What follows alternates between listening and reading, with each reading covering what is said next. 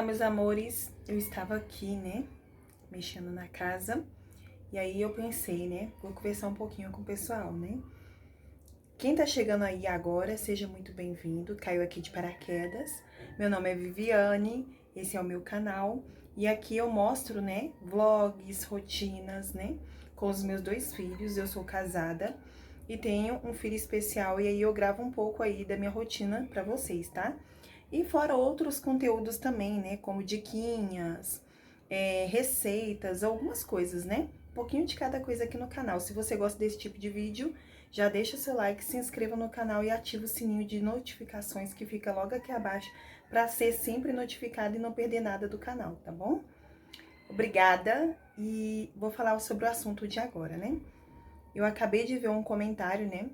Na verdade, eu vejo sempre comentários desse tipo, de pessoas perguntando, né, Vivi, pela história que você contou do Ravi, né, do que aconteceu aí do início, desde o início com ele, você não acha que foi erro médico? E aí, gente, aí que tá a dúvida, né, e a questão. Por quê? Quando o Ravi nasceu, ele nasceu bem, ele mamou no primeiro dia que ele nasceu, só que depois ele começou a rejeitar o peito, ele começou a fazer ânsia de vômito, fizeram lavagem nele, né? Pra ver se voltava, se ele tinha tomado líquido, né? Amniótico, essas coisas que fica líquido, né? Da barriga. E nada. E aí a barriguinha se estendeu, né? E daí veio as cirurgias. E com a biópsia, né? Ele escolheu a amostra ali, né? Depois que abriu a barriguinha dele, colheu uma amostra, mandou para biópsia, deu positivo para Hirschsprung. Megacolo congênito, que é falta de nervuras, neurônios, né, nessa parte do intestino. Se eu não me engano, é dessa forma, tá, gente? Não sei falar assim tão direitinho, né? Que eu não sou médica, eu não sou nada da área, mas é o que eles me explicaram, né? E daí, pessoal, o que que acontece? Como ele não tinha neurônios nessa parte, tiveram que fechar, tinha colocado a colostomia, né, no colo, teve que fechar por falta das nervuras, dos neurônios, e abrir do outro lado. E nisso, gente, aconteceu várias outras coisas. Se você quiser saber um pouco mais dessa história, você pode tá buscando aqui no canal, tem vários vídeos aqui que eu explico. Se você ir bem lá para trás, também tem um outro vídeo que eu conto, né, do início, o que que aconteceu. E nisso, pessoal, o Ravizinho fez 3 cirurgias, né? Abriram a barriga dele 3 vezes, ele pegou infecção hospitalar, perfurou o ilho e o intestino no momento da cirurgia, né? E foi um momento muito delicado, sofri muito, na época eu não tinha canal, né? E o que que acontece? O Ravi não tinha paralisia cerebral, né? Foi causado por conta dessas cirurgias, né? Que precisaram, né, fazer abordagem nele. Se não tivesse feito a cirurgia, hoje ele não estaria vivo, né?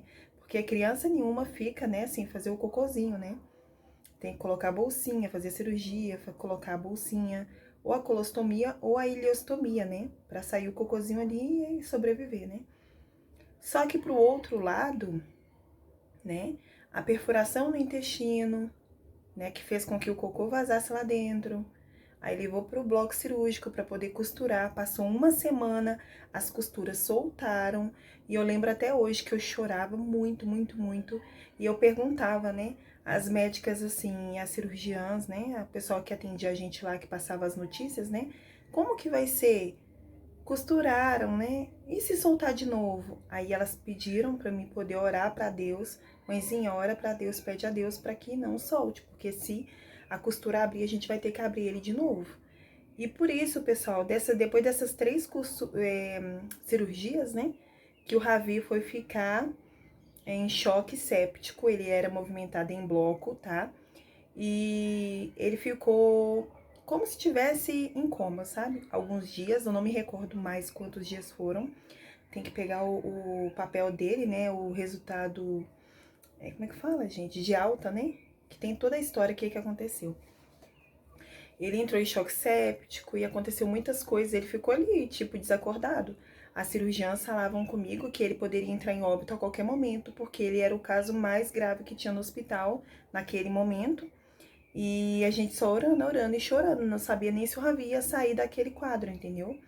Eu lembro que o Ravi nasceu com 2,470 kg e no outro dia que eu fui visitar ele, ele tava enorme, sabe? Enorme. A cabeça dele grandona, o corpo inchadão, você não via mais pescoço, porque tava tão inchado que ficava grudado assim. As mãozinhas, sabe? Aquela pessoa que fica inchada aqui, como se tivesse soprado assim a mão e ficado grandona, enorme. Os pés, a orelha ficou estufada assim pro alto, toda inchadona. E aí, gente, o que que acontece? Então, ele ficou nesse estado de choque e ele teve hemorragia no cérebro, né? Ele teve hemorragia no cérebro e a gente não sabia. Depois que ele foi melhorando aos pouquinhos, voltando, que ele fez o xixi para poder... Ele tinha que fazer bastante xixi. Eu lembro que eu orava bastante para ele poder fazer o xixi, que ele começou a voltar e as enfermeiras falavam comigo que ele tinha que fazer o xixi para poder eliminando aquela inchaço do corpo, né? E aí ele começou, eu orava pedindo a Deus para poder descer o xixi dele, porque ficava na sonda e tinha um potinho, né, transparente lá embaixo. Eu ficava assim, sabe, Deus, por favor, Deus, faz que ele faz xixi, faz que ele faz xixi, para poder encher o tubinho e, tipo, quanto mais xixi ele fazer, mais expulsando aquele líquido ali retido no corpo, né? E aí, com o passar do tempo, a Ravi foi se recuperando, e eles fizeram ultrassom na cabecinha dele e falou que tinha visto uma alteração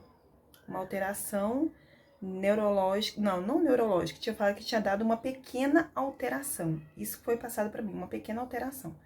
E o Ravi, como tava com 2 mesinhos, né, praticamente 2, né, eu vim com ele para casa e pensei assim, ele tá debilitado, ele passou por muitas coisas, ele vai se recuperar em casa. Quando ele chegou em casa, nossa, ele tava bem debilitadinho, sabe?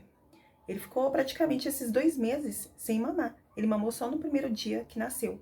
Depois ele ficou na bolsinha parenteral o tempo inteiro, sabe? Na bolsinha de vitaminas e ni soros da aveia, tudo, né? Que ele tomava. Ele na época também tava com CPAP, acho que é CPAP que fala, né? Coloca no narizinho. Ele tava entubado, tava tudo, né? Mas aí se recuperou. E essa foi a informação que eu tive. Aí a gente veio pra casa. E aí, com o passar do tempo, o Ravi com meses, eu vi que tava meio atrasadinho, né? Com atraso. O pediatra dele detectou atraso global e a neurologista foi vendo que ele não tava fazendo alguns movimentos, ele não pegava o pezinho, se sentava ele ia derrubando o corpinho tudo pra baixo, ele derretia igual a manteiga. Hoje em dia, né, ele tá mais fortinho, ele já consegue ficar sentadinho com auxílio, né, a gente segurando ele. Mas por conta do autismo, ele fica balançando pra frente, então o medo dele cair é grande. Se botar ele de bruço, ele não consegue levantar, ele não tem força no bracinho pra levantar. Ele não anda, né, ele não tá falando.